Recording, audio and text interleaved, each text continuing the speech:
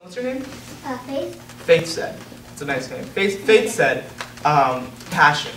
And that's the key. What's a passion? You've answered all the questions. Someone else. My hands. Your hands up? No? Yeah, Faith? Something that you like and enjoy and want to do. Okay. Anyone want to expand on that? Talent. Talent? Okay. It's a combination of both, right? A passion is a talent, but also something that you love, right? Because I could easily be the best basketball player in the world, but if I don't love what I do, I'm not going to go far with it. I could easily be an amazing singer, but I mean, if I don't want to perform on a stage, then I will not go for it. I could easily be, I could be anything. But if I don't love what I do, then it really just cancels out everything else, right? How many of you think you found your passion already? Xavier, what's your passion? Skating. Skating? Okay. Mine is computer programming. Okay. Not really. Engineer or surgeon. Okay. Yeah? Microbiology. Microbiology? Alright. So I got microbiology, right? What can you do with microbiology that'll help the community? You can figure out a way to cure cancer. Okay. There was a 15-year-old boy who found out a way on how he created a machine that cured one cancer patient. He was 15 years old. He was invited to speak everywhere across the world. Got paid millions of dollars, but donated it back to charity. I heard skating over here, right? If you became a professional skater, I mean, the amount of money and the time that you'd have to help kids, to go out into the community and teach other people how to do things would be phenomenal. You said computer programming. Yes. Computers is the basis of all technology and how you get information spread across. For all I know, he could be the one the next Bill Gates, who ends up, founding an amazing organization and then going on to be a philanthropist, right? Philanthropist is someone who helps in the community and donates their time and effort into the community.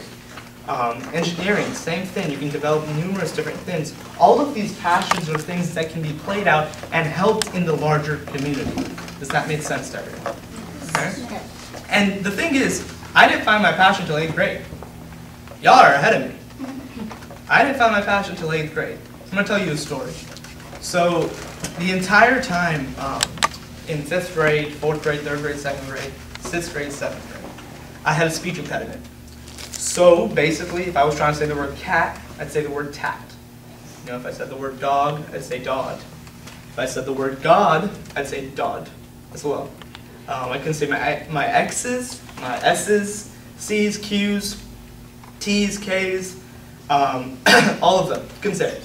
It like blabbered out of my mouth a little bit. It's a far off memory for me, but I was reminded of it, in 9th grade. And basically what ended up happening was a lot of my, not this family, but my extended family started telling them, oh, he has a problem. There's something wrong with this kid. He can barely talk. In class I would get the occasional teases and laughs, and it was just all fun and games. But it got to me a little bit, when I'm trying to read a book in religion class and all of a sudden my teacher starts making fun of me. It kind of got to me.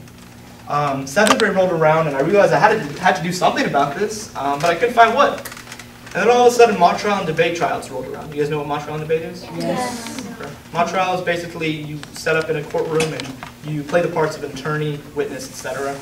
Debate is basically like your persuasive essays that you just wrote, doing that in a sense where there's someone else having the same persuasive essay except on the other side. Make sense? That's what it is. And after that experience, I made the team and we were able to win Los Angeles County, place in the nation, and I was like, damn, I'm good at this. And I had no idea that I could do this. I had no idea. And the only people, in my case, it wasn't my family, it wasn't my friend. It was the coach.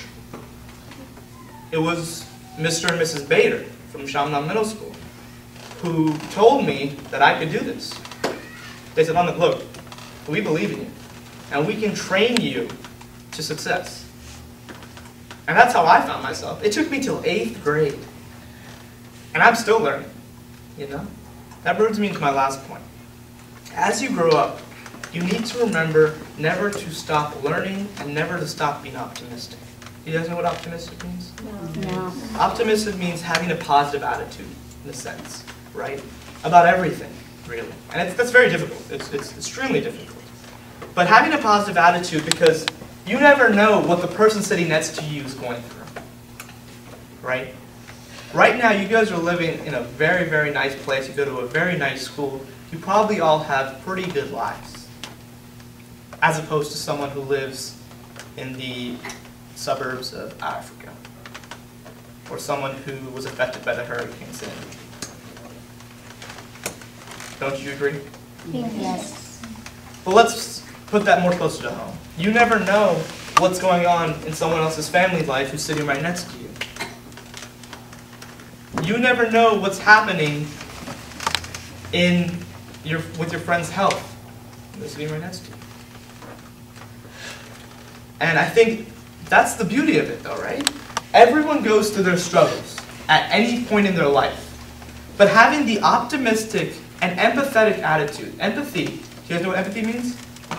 No. Empathy means seeing things not only from the perspective of yourself, but seeing it from the person sitting next to you.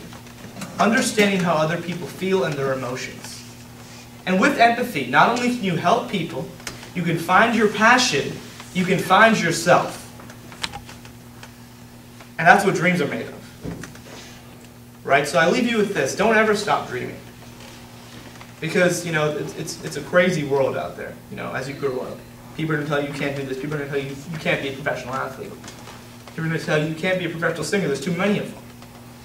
That you can't compete in the field of computers, engineering, microbiology. It's already been done.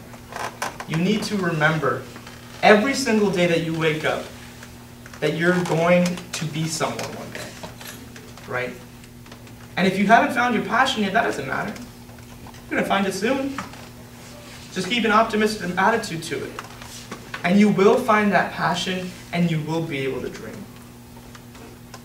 So one thing that my friend told me on that phone call, right, she referred me to a video. It was a football coach sitting in a locker room with all his kids, and he goes, guys, respond, I am a champion, to what I'm about to say. He says, who am I? I am a champion. Who am I? I am a champion. Who am I? I am a champion. And it sounds kind of corny and cliche, and some of you are probably looking at me like, this guy's crazy. But in reality, that's what you need to think. That's the attitude that you should have as an individual. So when I say, who am I? I'm I'm a champion. Who am I? I'm a champion. Who am I? I'm a champion. Who am I? I'm a champion. Who am I? I'm a champion. Does that make sense? Yes. You guys feel good? Enjoy that? Yes. All right. Anybody have any questions? Feel free to be honest. You guys made everything that I said made sense? Any points of clarification? You guys good? You guys know how to find your passions, go and succeed in the world? What's up? What about peer pressure? Peer pressure. What about it?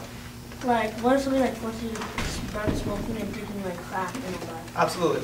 You know, that all plays into finding yourself, right? He brought up peer pressure. Peer pressure is only placed upon you if you do not know who you are. A peer can only influence you if you do not know what your moral standards are. Does that make sense? Does that make sense to you? So if you have found yourself and who you are and what you stand by, then no one can tell you different. No one can tell you do drugs because you've already told yourself, listen, I'm not going to do it. You can be friends with that person, but you do not need to do what they do. Why? Because you found yourself and clearly they haven't. But what if they force you? You know, then that's a whole other issue. But really, it's about having that confidence in yourself, and from there, everything else plays out. All right? Thank you for your time. Thank you.